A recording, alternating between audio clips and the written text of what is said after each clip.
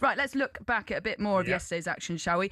A big one in the title race, Aston Villa's 2-1 win over Arsenal. Matty Cash put Villa ahead in the first half before Leandro Trossard equalised. Then, in the last kick of the game, it was so dramatic, Emi Buendia scoring in the 95th minute. So Villa are now in third after their 7th win in a row and are just 3 points behind the leaders Arsenal. So first of all, how good were Villa last night, Cass? Well, look, it was a really, really tough game. I always say if you're going to, get anything against Arsenal, you've got to earn it, and Villa earned it yesterday. I thought Tillemans in midfield, Kamara, Morgan Rogers, their effort, McGinn. I thought Matty Cash, who I luckily played golf with a number of years ago when he was at Forest. He was on loan at Dagenham and Redbridge, and I knew John Steele very well, who had him on loan. And I was in a 4-ball with Matty Cash, and the golf swing with after he scores and all that. And boy, he can hit a golf ball as well. And really lovely fella. But it's typical of what Villa are about. I think Unai Emery, as I said earlier, he gets a team together. They don't give an inch on the pitch. Declan Rice came off second best yesterday, and he's been fantastic this year for Arsenal. And I just thought, Eze found it tough. I thought Odegaard and Eze in the same team didn't quite click like they'd hope Arsenal. But the work rate of Villa was the reason where they just put a lot of pressure on Arsenal as much as they can. Arsenal had their chances. They certainly had chances in the game, especially second half. It was a really close encounter, very dramatic, and people might say a smash and grab. I think that's a little bit unfair on Villa. I thought Villa did ask a lot of questions of Arsenal. Especially towards the latter stages of the game. Absolutely. They were knocking on the door, and it was just a matter of when that was going to happen. I mean, how impressive have you been with their turnaround in form? You've spoken very highly of Unai Emery, but Villa hadn't won a game until the 25th of September, and now they're up to third, beating the leaders. So, so much credit to Villa and how they've managed to turn this thing. Yeah, I've spoke about it over the last few weeks because I've mentioned Villa when we were talking to Corals and said, what price are Villa to make the, not only the top four, but it's coming second. If you ruled out Arsenal, they win the title, and you say the next best. I said, what price are Villa? And they were a big price. And look, what we've seen is a team that's been built over a number of seasons. And let's be fair to Arsenal. Having no Saliba and Gabriel is a massive issue. Yeah, and also Urian Timber having to come in centre. Yeah, I know he does it for country, but that's still, he's out of position for Arsenal. I don't see Arsenal losing a game like they did yesterday with Gabriel and Saliba in the back line. Also, the game management could have been a bit better towards the end. Yeah, look. It was a tough encounter. When you go to Villa Park, and I was there the year that I joined Villa in 1990, and I joined in the old March transfer window, and we ended up coming second in the title race. And I know what Villa can be like when it's rocking. And yesterday was a prime example of a stadium that just gets lifted by a performance and a very important win for them. But I think Arsenal just picked themselves back up again. I hope the narrative isn't this week of, Arsenal are going to fall apart and they're going to do that. Arsenal are well positioned to win the league, even though Man City are, breathing down their necks as well. Arsenal are still the team to beat. And when they get their players back, I think you'll see Arsenal bounce back with a lot of wins, one after another. Well, they face Club Brugge on Wednesday, and then Wolves, Everton, Crystal Palace in the next couple of games Crystal Palace in the League Cups in the next couple of games. For Arsenal, Spurs beat Brentford 2-0 at the Tottenham Hotspur Stadium. That was thanks to goals from Richarlison and Xavi Simons, who had a brilliant game. And after the match, a relieved Spurs boss, Thomas Frank, spoke to talkSPORT and said he enjoyed his side's performance. Obviously a great feeling to get the win, but even more important to have a very good performance, almost a complete performance, I would say. I think we looked very, very dangerous when we went forward. I like the structure of the team, and I like the connections between the players, and we're creating a lot when we were running forward today. I think that was good, but also we were aggressive in the duels, winning them, and also still we talk about that clean sheet mentality, only giving 4 shots away against a Brentford team that can be very difficult to deal with. Cass, how much does Spurs need that? Oh, well, imagine if they lose against Brentford, the team that Thomas Frank used to manage. Maybe more Thomas Frank. And their home form, it was, and I think there's relief in his voice there. I really do, that Thomas Frank, and he's delighted. And I want to give a mention to one player because obviously Xavi Simons, who's came in, who got a full 90 minutes yesterday, And it was that I felt really creative and looking to create chances. He had an assist with Richarlison's goal. Just being a player that they so needed at Spurs, someone to stand up and deliver, because he's had a frustrating time. Standout performers yesterday for Spurs, 2 centre-halves again. Romario, by the way, the 7th yellow card in 15 games. Wow. He loves a yellow card. A bit more discipline would be good. And Van der Ven made a challenge on Thiago. I mean, when he covers ground, Van der Ven, he is literally like, we look at Haaland and you look at runners of like Usain, but he opens his legs. He's a big lad and he's gone. Yeah. Well, he's the fastest player in the Premier League. Yeah, and just watching him get to a last-ditch challenge on Thiago, where a forward thinks he's got a chance to score and he can't because this guy's so quick.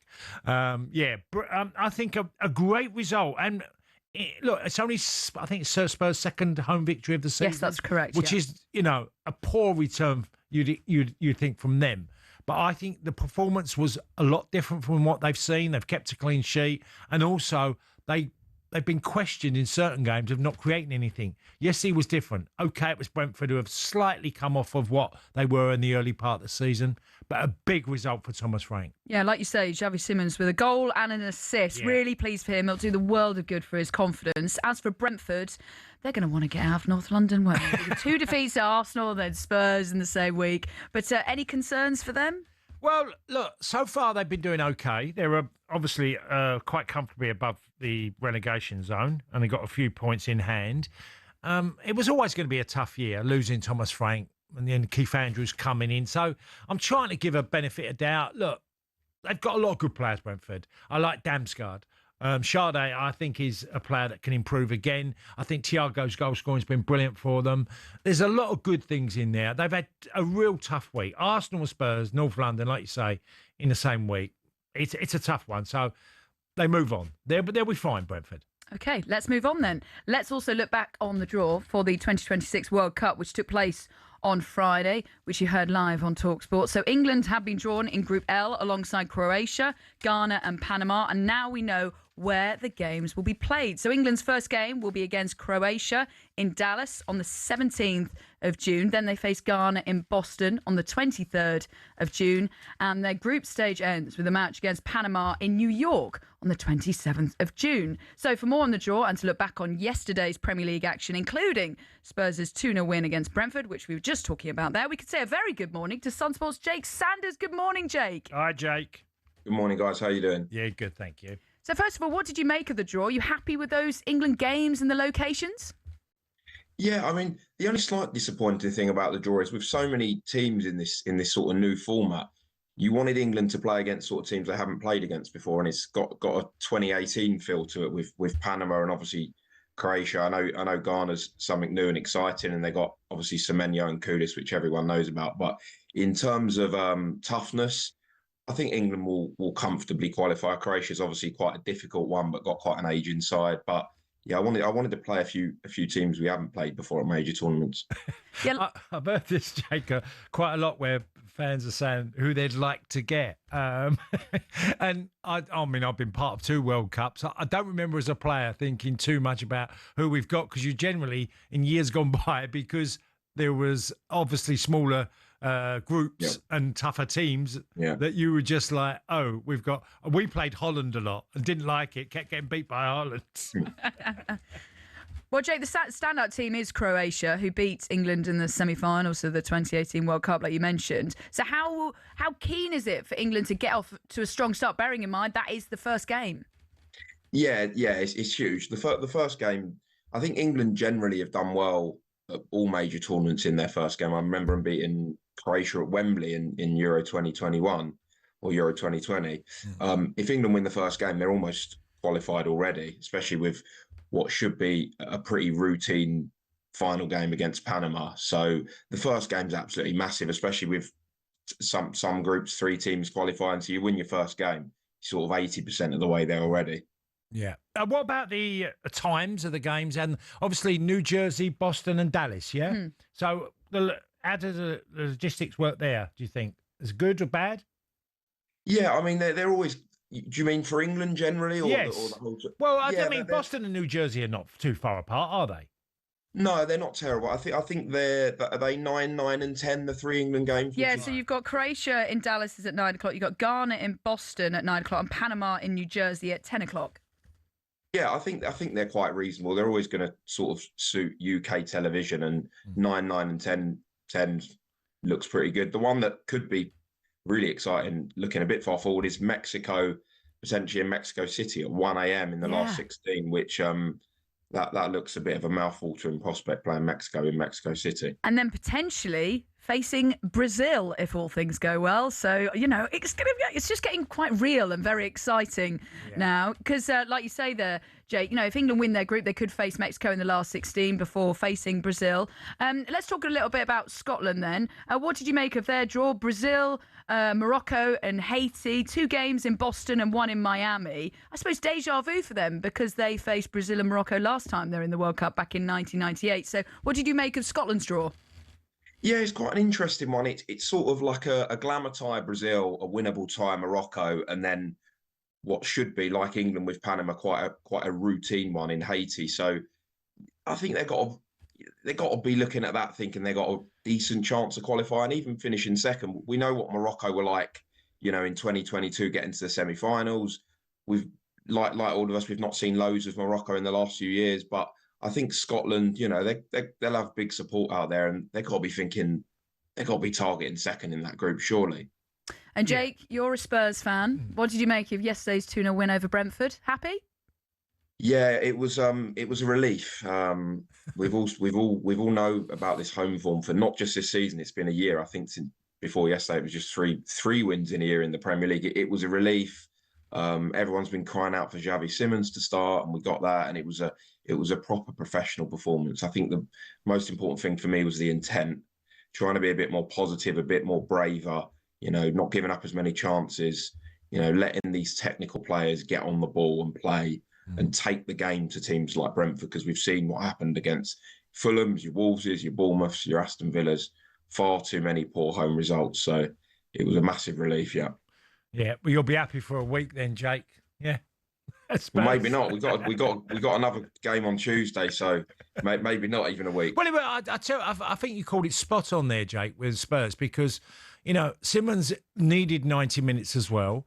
You kept a clean sheet. You caused, Tottenham have been questioned about the amount of chances they've created in certain matches. You had the PSG one, which you were way more open from what you did against Arsenal, because there was a huge amount of criticism from that Arsenal game. So sort of Thomas Frank sort of managed yesterday's game in a fashion that clean sheet, created chances, London derby. Okay, it's not Tottenham versus Arsenal or Tottenham Chelsea, but a very necessary win for them.